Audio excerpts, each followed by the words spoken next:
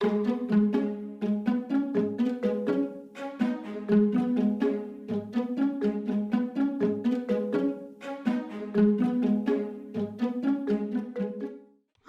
समंदर गोपी चंदन बोल मेरी मछली कितना पानी, इतना पानी। हरा समंदर गोपी चंदन बोल मेरी मछली कितना पानी, इतना पानी। हरा समंदर गोपी चंदन बोल मेरी मछली कितना पानी, इतना पानी।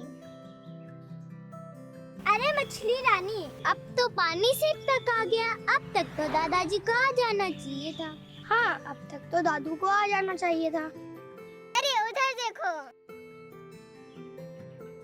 अरे वाह, आ गए दादाजी, आ गए दादाजी, आ गए दादाजी, आ गए दादाजी, आ गए दादाजी। प्रणाम। खुश रहो, स्वस्थ रहो। मेरा इंतजार कर रहे थे। हाँ दादाजी। दादाजी, आपने कहा था कि आप कहानी सुनाएंगे। हाँ हाँ, क्यों नहीं, चलो उधर बैठते हैं।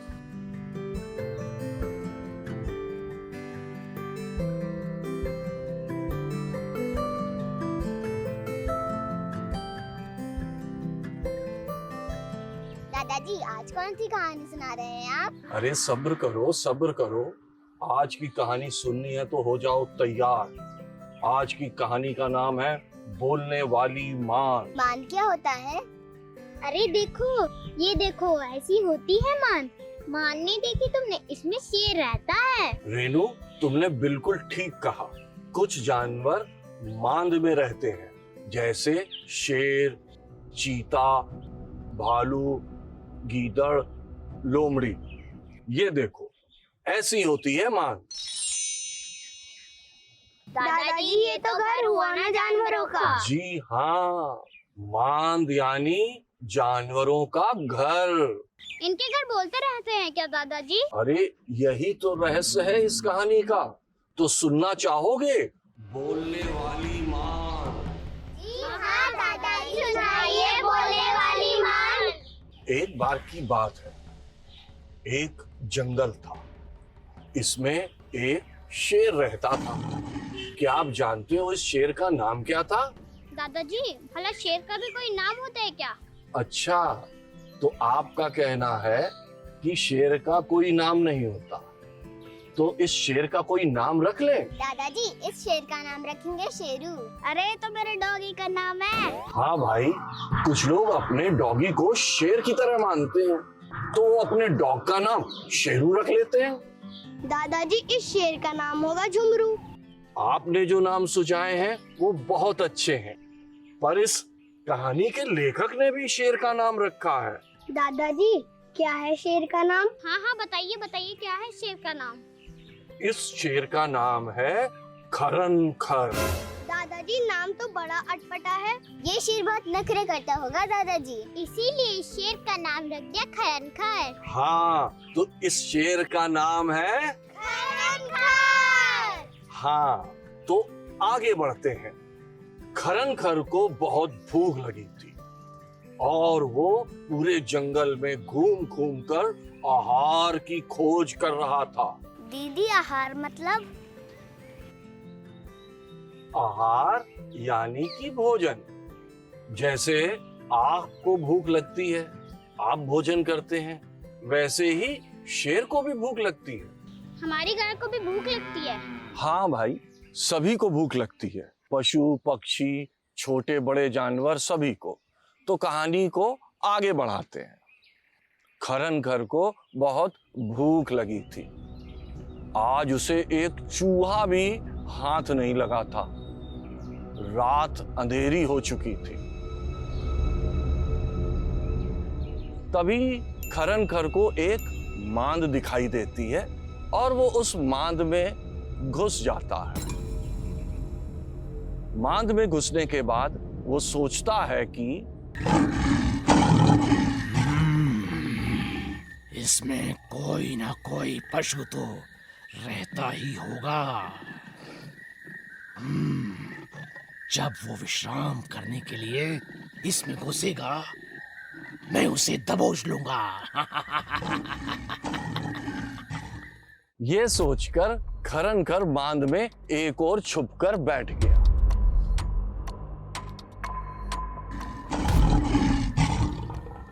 उस बांध में दधीपुच्छ नाम का एक सियार रहता था।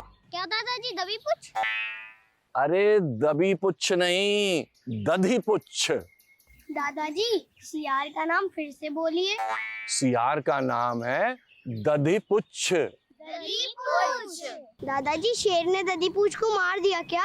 अरे सुनो तो सही आगे की कहानी। दधीपुच्छ अपनी मांद की ओर आ रहा था। उसे मांद के बाहर शेर के पैरों के निशान दिखाई दिए। तो बताओ बच्चों, दधीपुच्छ ने क्या किया होगा? क्या वह मांद के अंदर चला गया होगा या वह वापस चला गया होगा? दधीपुच्छ ने ध्यान से पैरों के निशान को देखा। शेर के पैरों के निशान अंदर जाने के तो थे, लेकिन बाहर आने के नहीं थे। दधीपुच्छ ने अपना माथा खुजलाया और सोचा,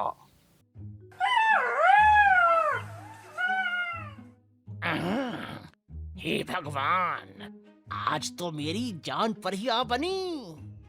इसके भीतर अवश्य ही कोई सिंह घुसा बैठा है।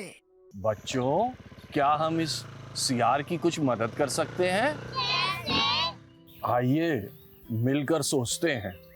इससे पहले कि हम सियार को कुछ सुझाव दें, आप इन पैरों के चिन्हों को पहचान के बताइए कि ये किन पशु पक्षियों के हैं। गाय के पैर। बहुत बढ़िया, बिल्कुल ठीक आर्यन। ये हाथी के पैरों के निशान। अरे वाह, तुमने तो बिल्कुल सही बताया। ये है बकरी के पैर के निशान। बिल्कुल ठीक। ये है चिड़ियों के पैरों के निशान। हाँ बिल्कुल ठीक रीना, तुमने बिल्कुल ठीक बताया। ये तो तुमको पता चल ही गया कि सियार मांद में रहता है। अब ये बताओ कि कौन कौन से जानवर मांद में रहते हैं? भालू, चीता, शेर, गीदड़। आपका अनुमान एकदम सही है। गुफा में रहते हैं भालू, चीता, शेर, गीदड़।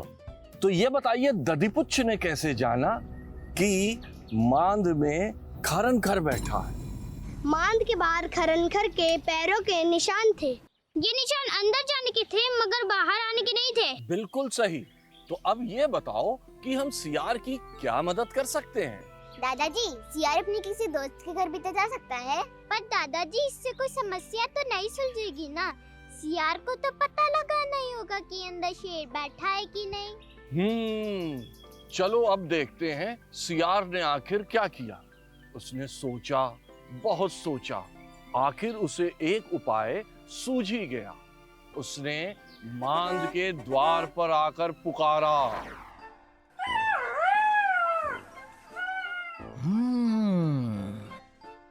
ए मेरी मांद, ए मेरी मांद।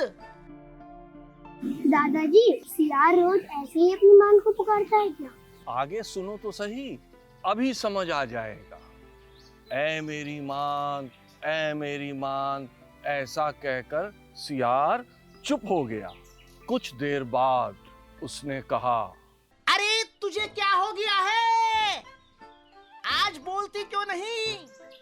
पहले तो जब मैं तुझे पुकारता था तू झट बोल पड़ती थी। क्या तू ये भूल गई कि मैंने तुझसे कहा था कि मैं जब भी बाहर से आऊंगा तब तुझे पुकारूंगा? दादाजी, मैं समझ गई सियार की तरकीब। बीच में मत बोलो ना। अरे रीना रेनू, परेशान ना हो। हाँ तो आगे सुनो क्या हुआ। अब शेर को विश्वास हो गया कि सियार के पुकारने पर यह मांद जरूर बोलती होगी। उसने सोचा, हाँ, आज मैं आ गया हूं, इसलिए डर के मारे इसके मुंह से ध्वनि नहीं निकल रही है। बच्चों, शेर ने उत्तर कैसे दिया होगा? कुछ सोच सकते हैं आप? अरे मेरे शेर बच्चों, आपने बिल्कुल सही अनुमान लगाया। मांद में बैठा शेर जोर से दहाड़ा। शेर की दहाड़ से मांद गूंज उठी।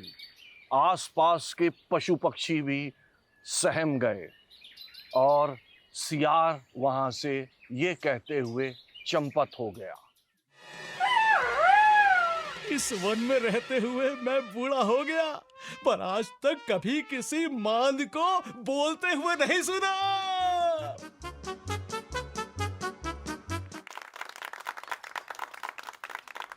दादाजी, ये सियार तो बहुत ही बुद्धिमान निकला। क्या गजब का आइडिया सूझा इस सियार को। मुझे तो डर लग रहा था कहीं शेर सियार को खा ना जाए। हाँ, तो कहानी तो आपने सुनी।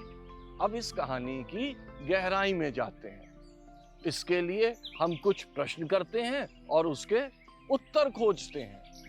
पहला प्रश्न तो यही है कि अगर सियार मांद की तरफ जाते हुए शेर के पांव के निशानों को ना देखता तो क्या होता? सियार मांद के भीतर चला जाता और सिंह उसे मार डालता। बिल्कुल सही उत्तर। अब हम समान अर्थ वाले शब्दों की जोड़ियां बनाते हैं। मैं तुमको एक शब्द बोलूंगा, तुम उसके समान अर्थ का शब्द मुझे बताओगे। सिंह, शेर, मांद, गुफा, द्वार, दरवाजा, वन, जंगल। दादाजी, हम भी आपसे प्रश्न पूछ सकते हैं क्या? हाँ हाँ, क्यों नहीं। दादाजी, कोई ऐसा मुहावरा बताइए जो इस कहानी से जुड़ता हो। बताता हूँ। याद आया, इस कहानी से जुड़ता हुआ मुहावरा है अकल बढ़िया भैंस। अरे दादाजी, एकदम सही उत्तर दिया है आपने। आखिर दादा किसका हूँ? आप सबने मेरी परीक्षा ले ली, अब चलें घर। कल कौन सी कहानी सुनाने वाले हैं आप? बच्चों, कल आप हमें कहानी सुनाएंगे और हम सुनेंगे आप लोगों से कहानी।